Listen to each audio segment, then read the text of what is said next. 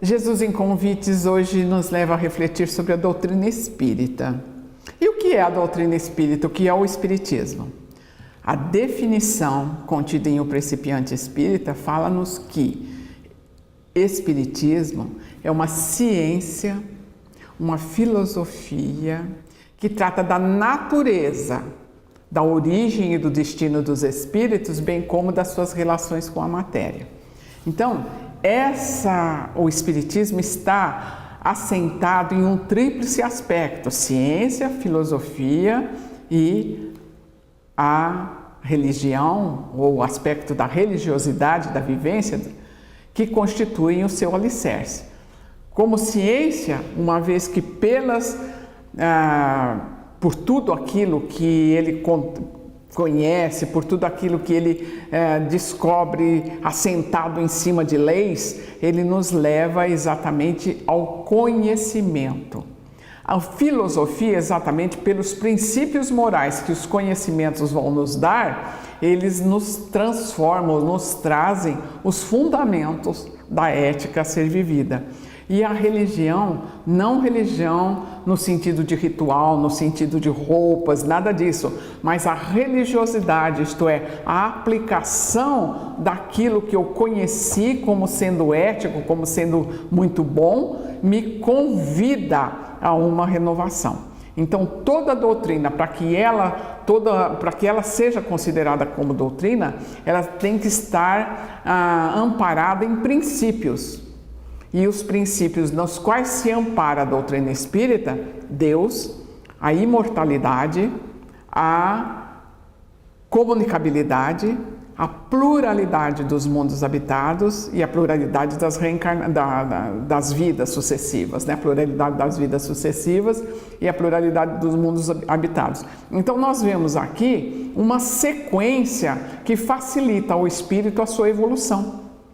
Uma vez que Deus, o Criador de tudo, nos oferece, pela criação de cada um de nós como espíritos imortais, a imortalidade, isto é, a sucessiva possibilidade de aprendizado, de crescimento, de caminhada, por assim dizer, a comunicabilidade entre encarnados e desencarnados, a pluralidade ou a reencarnação. Uma vez que tudo isso, se nós não tivéssemos as várias vidas, como iríamos progredir? E a pluralidade dos mundos habitados, as várias casas no espaço que um dia nos acolherão nesse prosseguimento da caminhada, das oportunidades que o mundo, que esses novos mundos, esses novos vão oferecer a cada um de nós.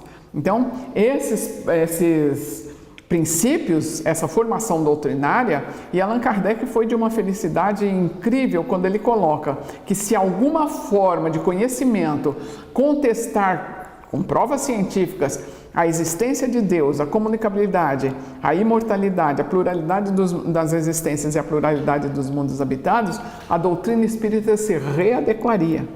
E até hoje já nunca apareceu ninguém, em nenhuma situação científica, para exatamente destituir qualquer um desses princípios doutrinários. Então, exatamente, a matéria contida na codificação está nas 5 obras básicas.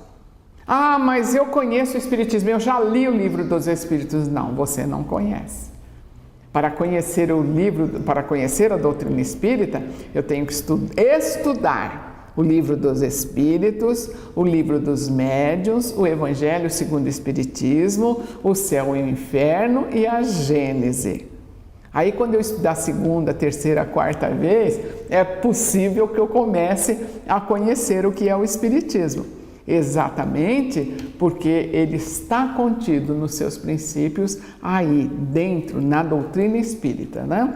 Então, essa palavra, inclusive espiritismo, é um neologismo, foi criada por Allan Kardec para diferenciar de tudo quanto havia até então em relação a espiritualismo. Então, espiritismo é sinônimo de doutrina espírita. Não existe de forma nenhuma o tal de kardecismo que falam por aí. Tanto que Allan Kardec foi tão consciencioso que coloca o Livro dos Espíritos, autoria dos Espíritos e não dele, Allan Kardec. Então o espírita precisa saber disso. Não se usa, não existe o termo kardecismo. Ou é espiritismo ou é doutrina espírita. Então veja bem, a doutrina espírita então ela insiste em nos alertar que somos seres espirituais e que nesse momento estamos revestidos de um corpo físico perecível e que agora, mais cedo ou mais tarde, desencarnaremos.